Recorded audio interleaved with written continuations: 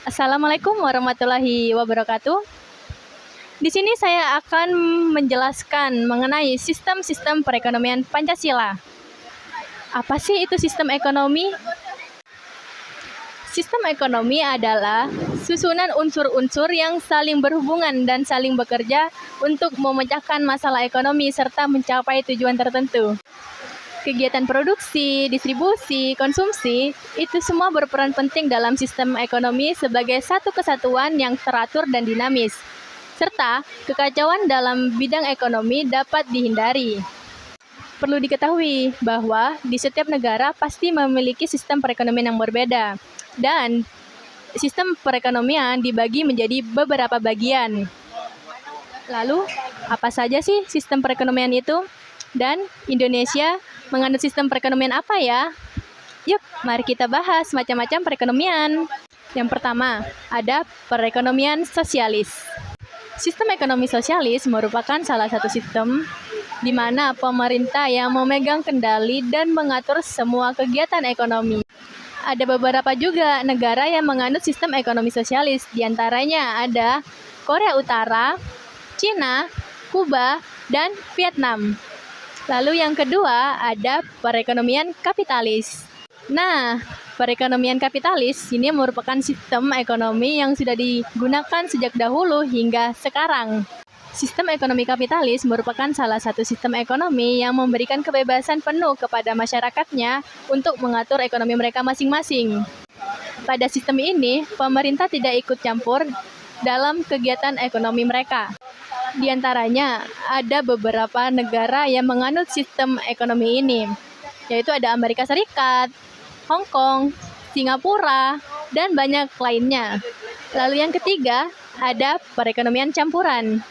Sistem ekonomi campuran merupakan salah satu sistem ekonomi yang mencampurkan karakteristik pasar dan juga ekonomi tradisional yang ada di dalamnya. Hal ini dilakukan supaya pemerintah dapat melindungi masyarakat serta mekanisme yang ada di dalamnya. Lalu yang keempat ada barter. Sistem perekonomian barter merupakan salah satu sistem perekonomian tradisional di mana barang atau jasa ditukarkan secara langsung dengan barang atau jasa lainnya tanpa menggunakan uang. Lalu yang keempat ada perekonomian Pancasila. Nah, saat ini Indonesia menganut sistem ekonomi Pancasila yang termuat dalam Undang-Undang Dasar 1945. Persoalan ekonomi menjadi sangat kompleks ketika sudah dihadapkan dengan masalah-masalah kenyataan hidup, seperti pengangguran, kemiskinan, kesejahteraan, serta kemakmuran bangsa. Ekonomi Pancasila ini muncul sebagai jawaban dari permasalahan yang ada di Indonesia.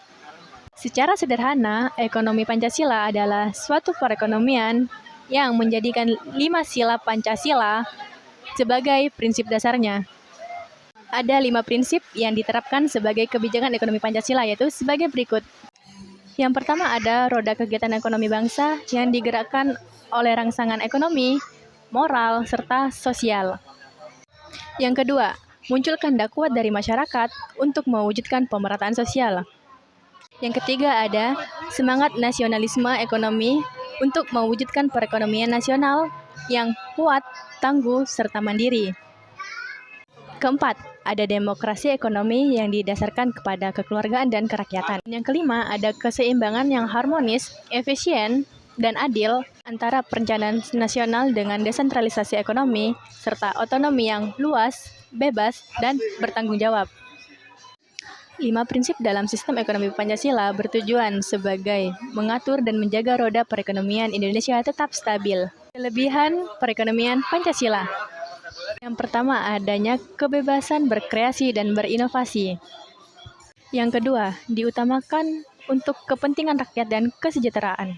Dan yang ketiga, warga negara Indonesia memiliki kebebasan untuk memilih pekerjaan yang dikehendaki, serta mempunyai hak akan pekerjaan dan penghidupan yang layak. Adapun kekurangan dalam perekonomian Pancasila, mana pemerintah memegang peran dominan. Dominisasi ini tidak hanya menghambat inovasi rakyat, tetapi juga memperlambat keputusan. Sekian pembahasan saya mengenai sistem-sistem perekonomian. Terima kasih atas waktunya. Saya akhiri. Wassalamualaikum warahmatullahi wabarakatuh.